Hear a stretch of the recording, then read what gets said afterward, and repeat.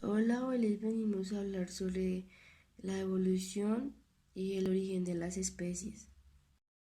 De aquí, Darwin saca otra teoría al mismo tiempo, como al mismo tiempo que Wallace también. Eso fue en el 1859. Eh, una de estas es descendencia con modificación y la otra es la selección natural. Pero, pues como digo, no es que tú alargues el cuello y ya, está largo. Y durante tiempo, si te reproduces, tienes el cuello más largo, pues no. Esto se debe a la genética. La explicación del ejemplo de las jirafas es mediante el cuello, porque hay unas que tienen el cuello más corto y hay unas que tienen el cuello más largo.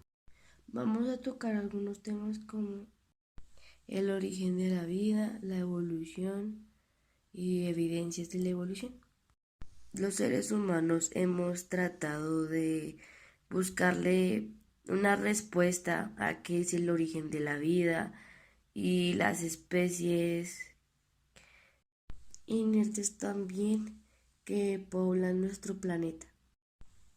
Por eso es que las culturas hicieron como un tipo de leyenda para como darle explicación a esas cosas que no sabíamos. Así que por ello podemos separar las teorías en dos partes. La primera de estas teorías es el creacionismo, porque decían que habíamos sido creados por un ser supremo, por un ser omnipotente. También iba de la mano con la iglesia. La segunda que está en esta categoría es la generación espontánea. Decía que, pues, debe ser el mismo que la generación espontánea iba a aparecer espontáneamente. Por ejemplo, que dejamos, no sé, pantalones sucios más trigo y que de ahí iba a salir una rata. Pero esto, Reddy propuso experimentos que descartaron inmediatamente a esta teoría. También quedó descartada por el experimento de Pasteur. La tercera teoría es la panspermia, que esa sugiere que la vida no estaba en la Tierra, sino la vida llegó a la Tierra. Y eso solamente es posible si llega un meteorito que tiene como unas células que con componentes que tiene la Tierra, de ahí generó la vida. La cuarta de estas teorías es la teoría de la biogénesis. Esta pues plantea que la vida ya estaba en la Tierra, que por algunos sucesos químicos, reacciones químicas, de ahí generó la vida. El que dijo que esta teoría sí podía dar se llama Oparin. Llevando a base las teorías de la evolución, también tenemos que hablar sobre la teoría de Lamarck, que esta se dio en el 1809, que esta plantea una primera teoría que es el uso y el desuso. La segunda de estas se llama ley de la herencia de los caracteres adquiridos. La primera ley del uso y el desuso, esta quiere explicar que vas a dar un ejemplo. Las jirafas. Se supone, bueno, hay la teoría de que las jirafas tenían un cuello corto como cualquier otro mamífero, sino que mediante, mediante la evolución, las jirafas fueron teniendo un cuello más largo. Pero tiene un fallo y es que no es que tú vayas alargando el cuello y se vaya alargando con el tiempo, No, esto se debe a la herencia. Pero, pues como digo, no es que tú alargues el cuello y ya, está largo. Y durante tiempo, si te reproduces, tienes el cuello más largo, pues no. Esto se debe a la genética. De aquí, Darwin saca otra teoría al mismo tiempo, o como al mismo tiempo que Wallace también. Eso fue en el 1859. Eh, una de estas es descendencia con modificación y la otra es la selección natural. También en este punto hay que destacar mucho a Wallace, porque más o menos casi al mismo tiempo sacan la teoría de la selección natural. Esta que, si ponemos el mismo ejemplo de las jirafas, este de la selección natural nos está diciendo que puede siempre una variabilidad. Puede que salga con el cuello más corto o con el cuello largo porque todas son muy diferentes.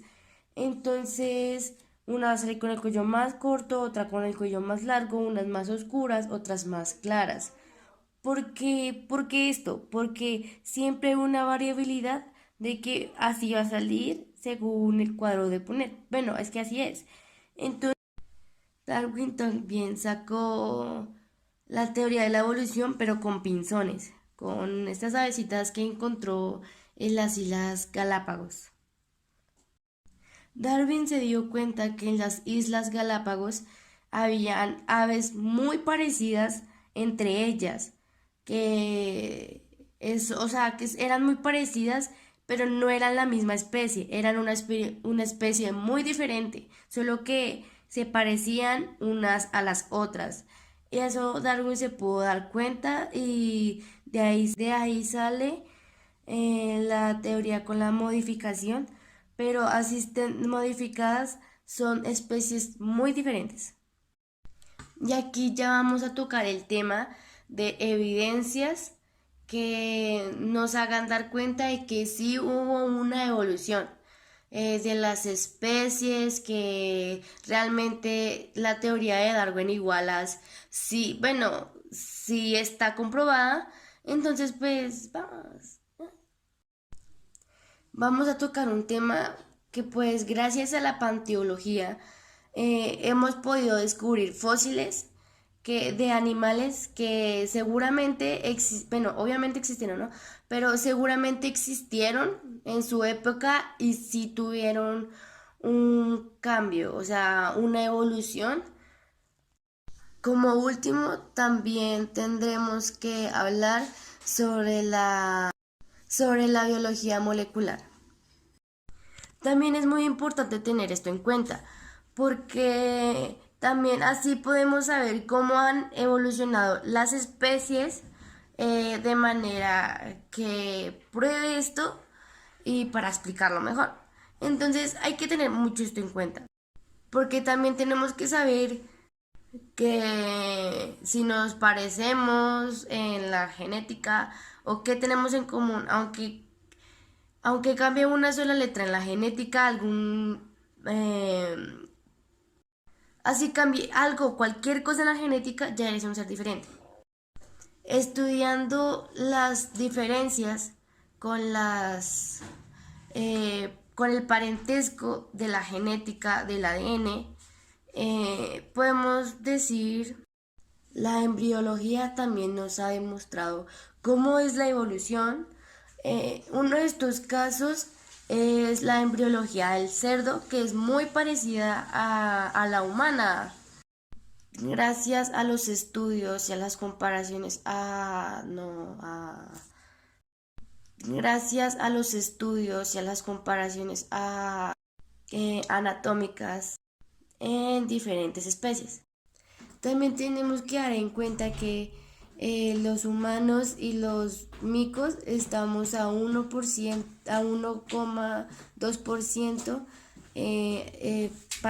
de parentesco en la genética, Con esto quiero concluir que la teoría de la evolución de Lamarck es que los dos evolucionan al tiempo, y la de Darwin es que hay, pues está con el cuadro de Punnett que hay 25 homocigoto y 75 heterocigoto.